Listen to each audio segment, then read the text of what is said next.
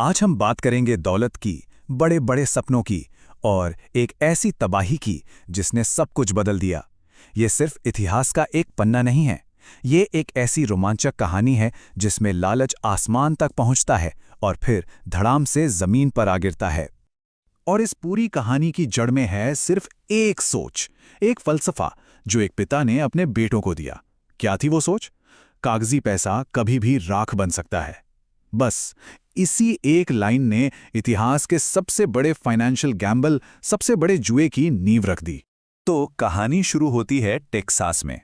यहां रहता था हंट परिवार, तेल के कुओं से निकली बेहिसाब दौलत के मालिक। और इस परिवार के 3 बेटे थे, नेल्सन बंकर, विलियम और लमार हंट। अब जरा उस दौर को समझिए। ये 1970 का दशक था। मतलब आर्थिक तौर पर पूरी उथल-पुथल मची हुई थी। महंगाई तो जैसे आसमान छू रही थी, तेल का संकट था और डॉलर की कीमत लगातार गिर रही थी। अब ऐसे माहौल में हंट भाइयों का कागजी पैसे से भरोसा उठ जाना कोई बड़ी बात नहीं थी। और बस यहीं से उनका असली खेल शुरू होता है। ये कोई छोटा-मोटा इन्वेस्टमेंट नहीं था। नहीं, उनका मकसद सिर्फ पैसा कमाना था ही नहीं। उनका प्लान बहुत बड़ा था। वो दुनिया के पूरे सिल्वर मार्केट को, हाँ, पूरे चांदी के बाजार को कब्जा करना चाहते थे, ताकि पूरी दुनिया उनके इशारों पर नाचे। तो चलिए देखते हैं कि कैसे इन भाइयों ने अपने इस खतरनाक प्लान को अंजाम देना शुरू किया। कैसे उन्होंने दुनिया भर की चांदी को इकट्ठा करने की रेस शुरू की। अंदाजा लगाइए इनका ऑपरेशन कितना बड़ा था।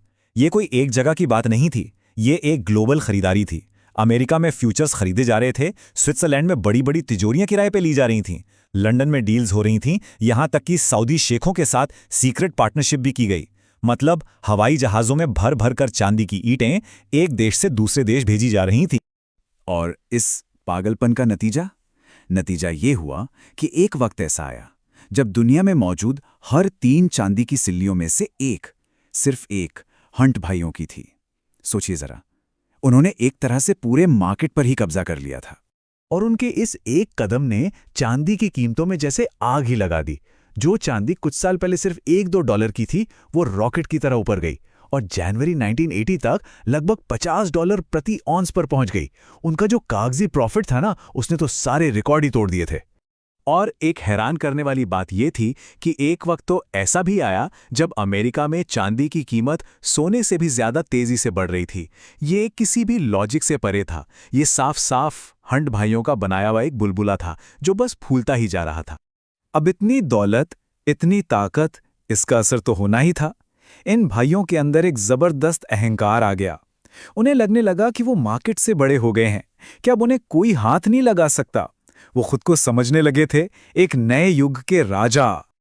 लेकिन कहते हैं ना, जब कोई खुद को सिस्टम से बड़ा समझने लगे तो सिस्टम पलटकर जवाब जरूर देता है। और बस कहानी अब एक ऐसे मोड़ पर आ गई थी जहां अमेरिकी सरकार और कमोडिटी एक्सचेंज ने तय कर लिया था कि बस अब बहुत हुआ।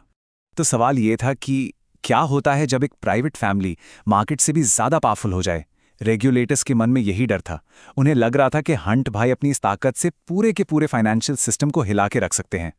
और फिर कुछ ऐसा हुआ जिसकी हंट भाइयों ने सपने में भी नहीं सोचा होगा। कॉमिक्स यानी कमोडिटी एक्सचेंज ने एक चाल चली।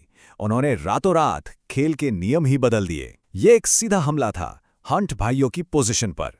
एक नया नियम आया, सिल्वर रूल 7। इसके 3 हिस्से थे और तीनों सीधे हंट भाइयों को फंसाने के लिए थे। पहला, अब कोई भी नई चांदी नहीं खरीद सकता।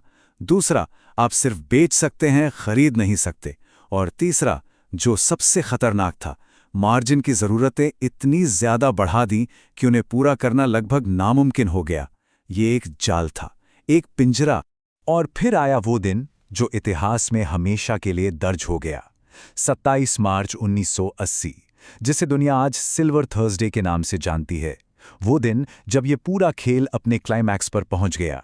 जैसे ही बाजार खुला, कुछ ही घंटों के अंदर सब कुछ तबाह हो गया।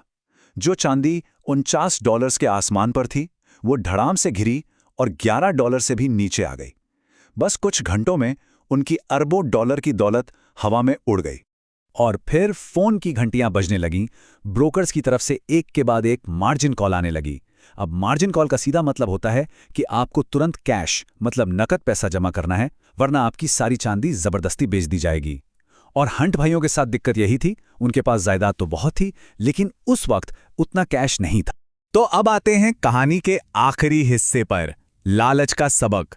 देखते हैं कि इस तबाही के बाद हंट परिवार का क्या हुआ और दुनिया ने इससे क्या सीखा। उनके साम्राज्य का अंत बहुत तेज और बहुत दर्दनाक था।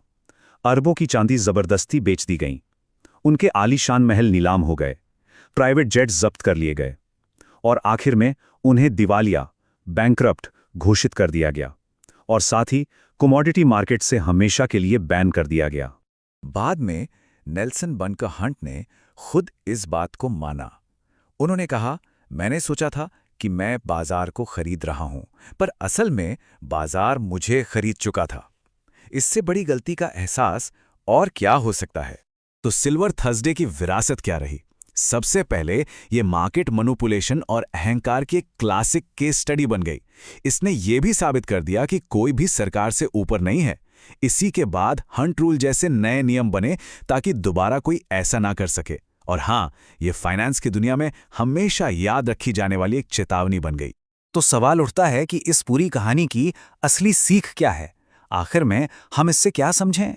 सीधी सी बात है, जो इंसान बाजार को अपना गुलाम बनाना चाहता है वो आखिर में खुद ही बाजार का गुलाम बन जाता है। हंट भाइयों ने मार्केट को कंट्रोल करने की कोशिश की, लेकिन अंत में मार्केट ने ही उन्हें कंट्रोल कर लिया।